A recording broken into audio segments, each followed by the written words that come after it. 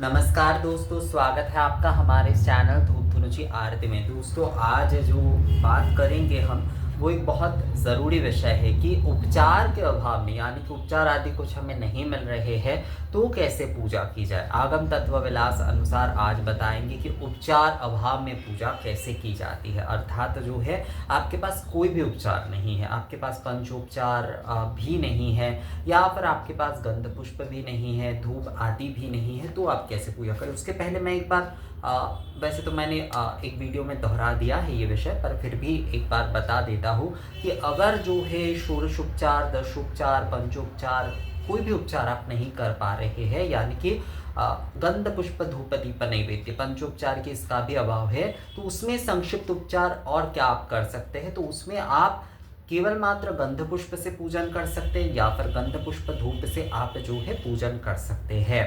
अगर जो है पुष्प नहीं मिलता है तो आप पत्र से पूजन कर सकते हैं। अगर पत्र नहीं मिलता है तो आप जो है औषधि आदियों से पूजन कर सकते हैं। औषधि आदि क्या होता है, जिसे हम संग्रहित करके रख सकते हैं, जैसे धूप, गुग्गुल आदि ये 12 महीने संग्रहित करके आप रख सकते हैं। तो इससे ही आप जो है पूजन आदि कर सकते हैं। अगर इसका भी अभाव होता है, मतलब पत्र नहीं है तो पुष्प नहीं है तो पत्र से कर सकते हैं, या फिर जो है पत्र नहीं तो औषधि आदि से कर सकते हैं, धूप आदि औषधि आदि से आप पूजन कर सकते हैं। पर कुछ भी आपके पास नहीं है, अर्थात गंध पुष्प भी नहीं है, धूप भी नहीं है, कुछ भी आपके पास नहीं है, तो कैसे पूजन करना चाहिए। तो कहा गया है, आगम तत्व विलास में कहा गया है कि सर्वोपचारण वस्तु नाम भावे भावनैव ही निर्मल अदोक निर्मलेन अदकनाथ पूर्णति त्व्याह नारद।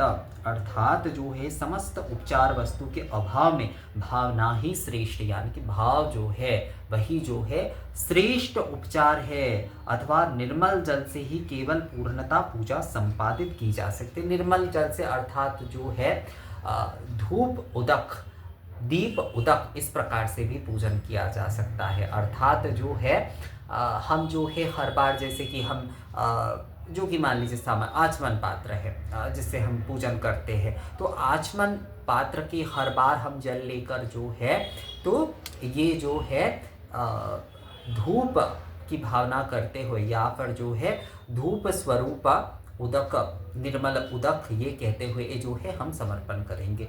ऐसा धूप स्वरूप निर्मल उदक, अर्थात वो धूप जल से जब पूजन किया जाता है केवल मात्र, तो उस उदक को ही जो है हर वस्तु का स्वरूप किया जाता है। अर्थात गंध जब दे रहे हैं तो गंध स्वरूप निर्मल उदक कहते हुए जो है हम समर्पण करेंगे। पुष्प की जगह पर जो है पुष्प स्वरूप निर्मल उदक ये हम समर्पण करेंगे। धूप स्वरूप निर्मल उदक ये कहते हुए जो है हम निवेदन यानी समर्पण जो है वो हम कर सकते हैं। अर्थात उपचार के अगर कुछ भी ना मिले, आप बहुत सारे लोग जैसे कि कई जगह पर जाते तो सोचते हैं ना कि किस प्रकार से हम पूजन करें, तो जल अगर आपके वहाँ पर है तो आप उससे ही केवल मात्र अपने नित्य प्रतिदिन की पूजा जो है वो कर सकते हैं। आपका पूजा का नियम जो है वो एकदम शास्त्र सम्मत से ही जो है वो पूर्ण होगा। और भावना ही जो है वो सबसे श्रेष्ठ है। अर्थात जो है समस्त उपचार वस्तु के अभाव में भावना ही श्रेष्ठ उपचार है। भावना से बढ़कर और कोई श्रेष्ठ उपचार हो ही नहीं सकता। अर्थात ये जो मानस पूजा भी जो है ना, वो भी भावना की ही पूजन है असल में जो है। जो ये ऋतपद्यासन दद्यात सहस्रारचतामृते पाद्यं चरणोड दद्यात मनस्तत्यर्घं प्रकल्पयेत आचमममृतेनैव स्नानीयं तेन च स्मृतम् आकाशतत्त्वं वस्त्रं स्यात् गन्धः स्यात् क्षितितत्त्वकं चित्यं प्रकल्पयेत पुष्पं धूपं घ्राणं प्रकल्पयेत तेजस्तत्त्वं च दीपार्थं नैवेद्यं स्यात् सुधाम्बुति अनाहतध्वनिर्घण्टा वायुतत्त्वं च चामरं सहस्रार भवेत् छत्रं शब्दतत्त्वं च गीतकं नृत्यमिन्द्रकर्माणि पूजामैथं प्रकल्पयेत। अर्थात ये जो हर वस्तु है ना, हर वस्तु को हम अपनी मन ही मन अपनी भावना से जो है ये प्रकल्प यानी कि कल्पना करते हुए जो है अपने मन में हृदय में विराजित उस ईश्वर को जो है वो हम अर्पण कर रहे हैं। तो भावना ही सबसे बड़ी बात होती है, मानस पूजा ही जो है वो सबसे बड़ी बात होती है दोस्तों। तो अगर उपचार आदि नहीं है तो भी घबराने की कोई आवश्यकता नहीं है। आप जो है उपचार के अभाव, देखिए मिल रहा है तब तो कोई विषय है ही नहीं, कम से कम गंध पुष्प धूप आपका मिल ही रहा है तो उससे ही आप पूजन कर सकते हैं।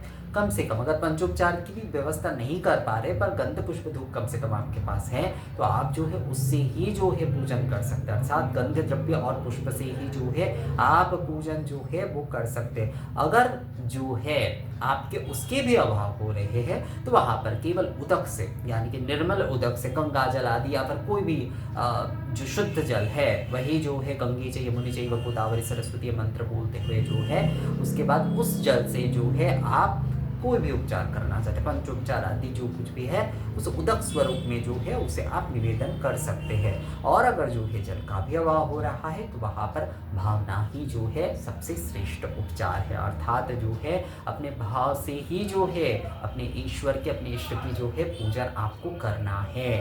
तो ये जो मानस उपचार की पूजा है वो भी भावना की ही पूजन है। तो आपको जो है मानस उपचार के माध्यम से और अपनी भावना के माध्यम से जो है तब पूजन जो है वो पूर्ण करना होगा। तो ये भी जो है एक परिपूर्ण पूजन ही है।